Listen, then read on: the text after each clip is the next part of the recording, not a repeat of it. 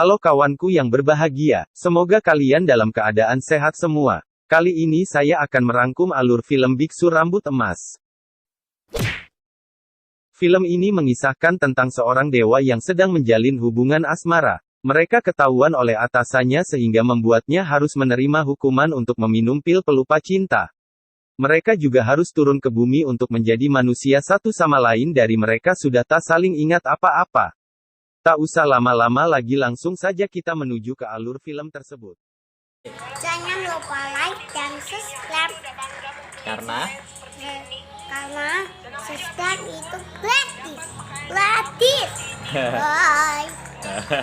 Di awal film ini diperlihatkan seorang biksu tua dan dia dipanggil oleh raja untuk menangkap siluman di istananya. Biksu itu berlagak sombong, dan dia pamer keahliannya di bidang menangkap siluman di depan dua gadis cantik yang datang tanpa diundang. Gadis itu menyuruh sang biksu tua untuk memanggil siluman di hadapannya. Tiba-tiba kompas palacak siluman yang dia pegang berputar. Tapi bukanlah siluman yang datang. Ternyata yang datang Budong atau biksu rambut emas.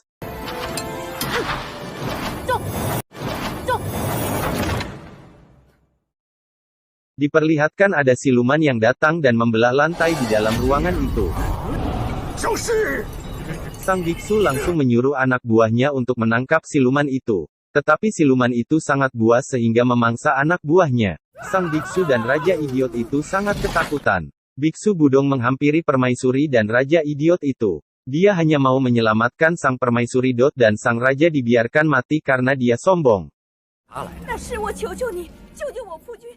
Akhirnya biksu dan raja tersebut lari keluar menuju pemukiman warga. Monster tersebut mengamuk di tengah pemukiman warga. Biksu tua lagi-lagi mencoba membacakan mantra. Tetapi siluman itu malah memakan biksu tua tersebut. Di sisi lain Budong sang biksu rambut emas dengan santainya dia naik ke atas tubuh siluman itu. Dia juga melemparkan pil ke dalam mutut siluman itu yang membuat siluman itu marah. Saking asyiknya bermain dengan siluman itu Budong tidak tahu kalau di depannya ada papan reklame dan dia pun tersangkut dan terjatuh. Saat Budong mencoba menyelamatkan nenek yang akan dimakan siluman itu, tiba-tiba bokongnya terkena panah dari gadis yang juga ingin memanah lidah siluman itu. Sang gadis tersebut akhirnya menembakkan panah emas tepat terkan siluman itu dan akhirnya innalillahi wa inna ilaihi rojiun. Mengetahui siluman itu mati di depannya, raja itu berpura-pura jadi pahlawan. Tapi tragisnya dia terkena percikan darah yang membuat tubuhnya terbakar. Sang gadis yang menusuk kepala siluman tersebut dengan segera disambar Budong. Dan Budong menang banyak karena kepalanya terbentur tepat di tengah gunung kembar gadis tersebut. Akhirnya sang gadis berdiri dan mencabut tulang rusuk sang siluman dan dibawa pulang. Setelah sampai di rumah mereka berdua langsung menyedot minyak yang ada pada tulang siluman tadi dengan tujuan agar dapat melihat wajah kekasihnya di masa lalu. Mereka hanya butuh satu siluman lagi agar mesin pemutar waktu itu bisa berjalan. Terlihat sang gadis sedang membayangkan saat-saat dia bersama kekasihnya Sintong di masa lalu. Mereka dihukum akibat ketahuan bercinta.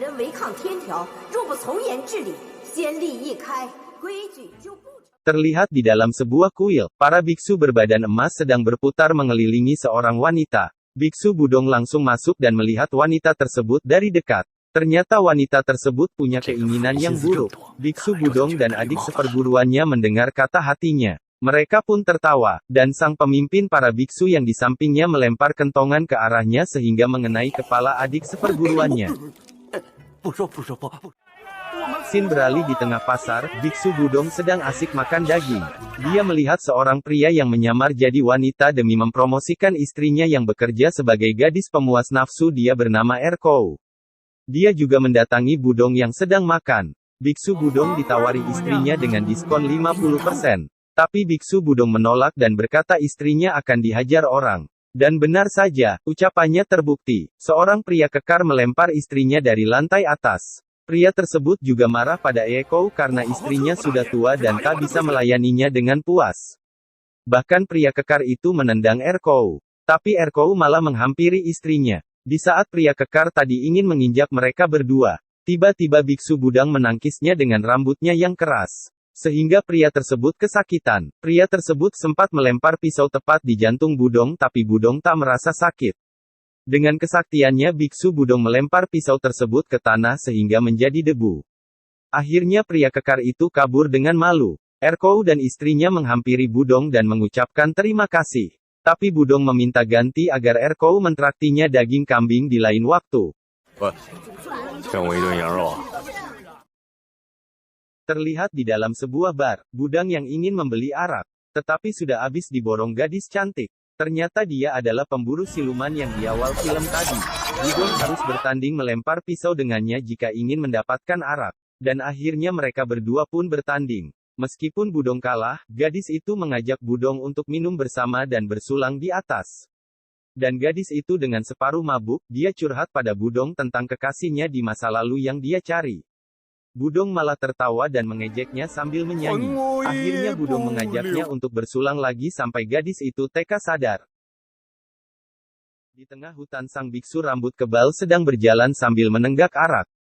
Dia melihat 3 siluman cantik yang dikawal pasukan. Siluman itu melihat ke arah biksu yang tubuhnya terpancar cahaya emas. Salah satu siluman tersebut teringat akan seseorang yang pernah menolongnya yang mirip sang biksu. Sesampai di istana 3 siluman tersebut melapor pada ayahnya, bahwa mereka gagal mengemban tugas untuk mencelakai kaisar. Ayahnya agak marah, tapi dia punya cara lain untuk membunuh kaisar. Di depan anaknya sudah disajikan santapan untuk anaknya. 2 anaknya langsung mengubah wajah cantiknya ke bentuk yang seram.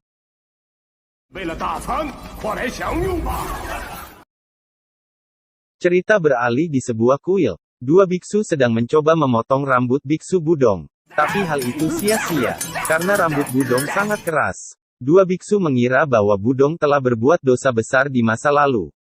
Akhirnya Budong memohon ampun di depan patung Dewi Kuan Im, dan dia mendapat petunjuk bahwa kekuatan cinta di masa lalu yang membuat dirinya dihukum seperti ini. Tiba-tiba datang biksu yang sedang memprovokasi biksu lain, dan menuduh Budong membuat masalah di kuil, dan para biksu memukuli Budong tapi malah pukulannya balik ke arahnya sendiri. Biksu provokasi itu melapor pada permaisuri yang membawa 2 pengawal bahwa Budong membuat ulah. 2 pengawal itu langsung menebas kepala biksu yang menjadi guru Budong. Tepe kepalanya bercahaya dan tiba-tiba wujudnya berubah jadi gorila buas. Dan mengamuk melempar sang biksu provokasi sampai ke atas langit. Budong mengira gurunya adalah siluman buas. Tapi ternyata dia bukanlah gurunya dan dia adalah temannya bernama Fuhu. Dan nama asli Budong adalah Siang Longlohan dan dipanggil Sintong di dunia para dewa. Dia juga menunjukkan masa lalu Sintong dengan Yinif saat dihukum, dan meminum air pelupa cinta. Pada saat Fuhu kembali ke bentuk biksu, dia menyuruh Sintong agar cepat mencari Yinif, dan menaklukkan siluman ular naga yang telah lepas dari kutukan Sang Buddha. Di istana siluman ular naga Tianshan, dia memperlihatkan seorang dewa yang mengalahkannya di masa lalu di depan 3 putrinya. Dewa itu adalah Cintong. Putrinya disuruh untuk menculik Yinif kekasih Sintong sebagai senjata untuk melawan kaisar. Diperlihatkan Sintong sedang berprofesi sebagai pedagang makanan. Dia kedatangan tamu yang aneh. Tamu itu seorang wanita berkumis. Di saat mereka berdua sedang pamer keterampilan, tiba-tiba di atas mereka ada siluman raksasa bermata 1. Mereka langsung kabur ke hutan. Sejenak mereka berhenti karena kelelahan. Yinif mempunyai ide bahwa rambut biksu itu keras dan bisa digunakan untuk membunuh raksasa itu. Akhirnya Cintong ditarik mereka bertiga seperti ketapel dan menusuk tubuh raksasa sampai tembus. Dan Cintong tertancap di gunung. Yinif dengan segera mencongkel mata siluman raksasa itu, dan dibawa pulang untuk melengkapi minyak dari mesin pemutar waktu. Setelah sampai di rumah, Yinif menyuruh biksu rambut keras dan gadis aneh untuk beristirahat dulu. Dan dia deman pengawalnya mencoba membuka mesin pemutar waktu. Dan akhirnya mesin itu berjalan. Dan Yinif bisa mengetahui siapa Sintong sebenarnya. Dan ternyata si biksu rambut kebal itu adalah Sintong kekasihnya yang selama ini dia cari. Dan Sintong datang di belakang Yinif. Dia langsung memeluk Yinif. Dan pada saat itu Raja Siluman Naga datang dengan putri-putrinya. Dia menghajar semua yang ada di situ. Dan Sintong juga kalah, karena dia kehilangan kekuatan dewanya. Saat Raja Naga akan membunuh Sintong, Yinif memohon agar Sintong tidak dibunuh. Akhirnya Yinif ditukar sebagai ganti Cintong. Dia disuruh Raja Naga menelan pil Tianshan, agar Yinif patuh akan semua apa yang Raja Naga perintahkan.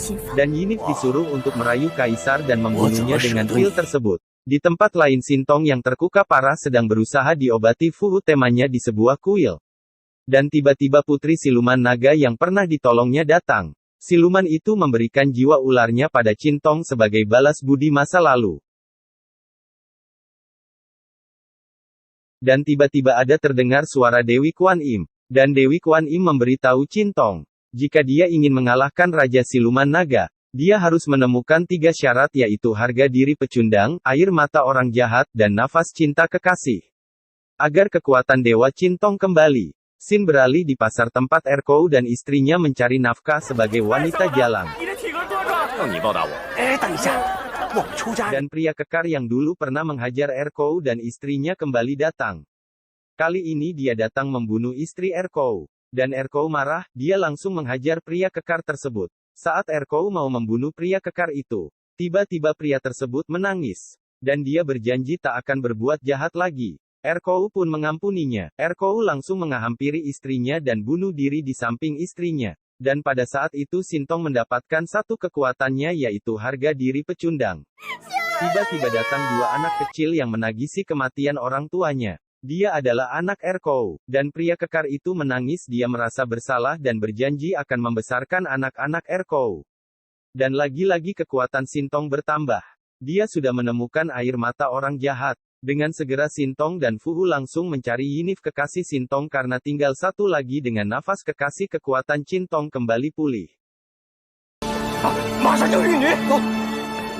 Terlihat Yinif sedang merayu sang kaisar. Dan Yinif diawasi terus oleh Raja Siluman Naga dari kejauhan. Pada saat Yinif mau memasukkan pil Tiansang ke dalam mulut kaisar, tiba-tiba Yinif menangkapnya kembali dan menyuruh kaisar untuk segera pergi. Raja Siluman Naga murka melihat Yinif mengkhianatinya. Dia memukul kendang dengan keras sehingga membuat Yinif kesakitan. Tak lama dari itu Sintong datang menemui Yinif. Dan Cintong langsung mencium bibir Yinif berkali-kali. Tetapi kekuatan nafas cinta kekasih masih belum dia dapatkan. Di sisi lain Fu merubah wujud aslinya menjadi gorila raksasa melawan Raja Siluman Naga.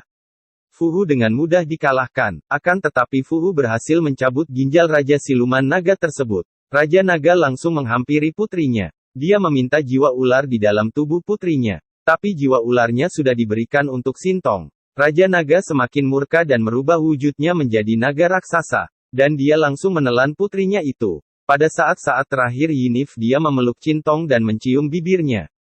Saat itulah nafas cinta sang kekasih Yinif datang. Yinif pun innalillahi wa inna ilaihi rojiun. Dan kekuatan Sintong langsung kembali. Sintong langsung berubah menjadi biksu emas dengan kemampuan dewanya dia berhasil membunuh siluman naga Laut Timur. Cintong bersedih atas kematian Yinif. Saat Dewi Kuan Im menawari Sintong untuk kembali lagi menjadi dewa, Sintong memilih untuk menjadi manusia di bumi saja. Dan Dewi Kuan Im memberi burung dari Yinif sebagai teman hidup Cintong yang akan menemaninya di bumi. 不通留在尘世间。